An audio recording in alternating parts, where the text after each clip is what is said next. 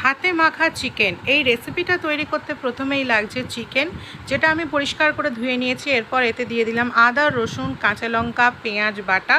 তো তারপর আমি এটা দিয়ে এখানে তেল গরম হতে দিয়েছিলাম। তেল গরম হয়ে গেলে দারচিনি, ছোটো এলাচ, লবঙ্গ এর মধ্যে দিয়ে দিয়েছিলাম। একটু ফুটে গেলেই সেটা আমি দিয়ে দিলাম এই মাংসর মধ্যে। নিয়ে খুব সুন্দর করে হাত দিয়ে মাংসটাকে মেখে নিতে হবে। মেখে নেওয়া হয়ে গেলে আধ ঘন্টা রেখে দিতে হবে। তারপর আলু ভেজে নিলাম, তেলে আবারও ভেজে নিলাম ক্যাপসিকাম হালকা করে। এরপর তেল গরম হতে বসিয়ে দিয়ে তার মধ্যে দিয়ে দিলাম পেঁয়াজ কুচি আর দিয়ে দেবো টমেটো কুচি। এবার এগুলোকেও ভালো করে একটু ভেজে নেব।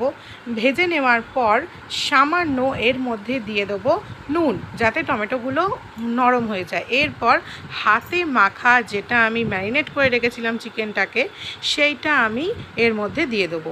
দিয়ে আমি সব গুঁড়ো মশলা এর মধ্যে দিয়ে দেবো, যেমন হলুদ গুঁড়ো, লাল লঙ্কার গুঁড়ো, জিরে গুঁড়ো, ধনে গুঁড়ো, গোলমরিচ গুঁড়ো। তোমরা এর মধ্যে কাশ্মীরি লাল লঙ্কার গুঁড়োও ব্যবহার করতে পারো। তো দিয়ে ভালো মতো এটাকে কষিয়ে নিতে হবে। দেখো, মাংস যত কষা হবে তার টেস্ট কিন্তু ততই ভালো হবে।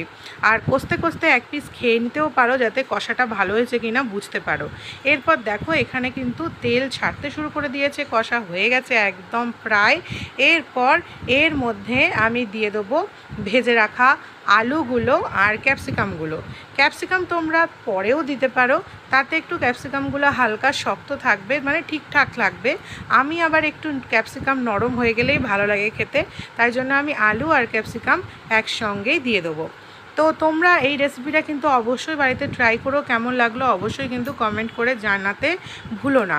এরপর দেখো, ভালো করে নাড়াচাড়া করে নেওয়ার পর জল দিয়ে দেবো। আর জল ফুটে গেলেই ঝোল কেমন রাখবে তোমাদের আন্দাজ মতো গ্যাস ওভেন অফ করে দেবে, তাহলেই তো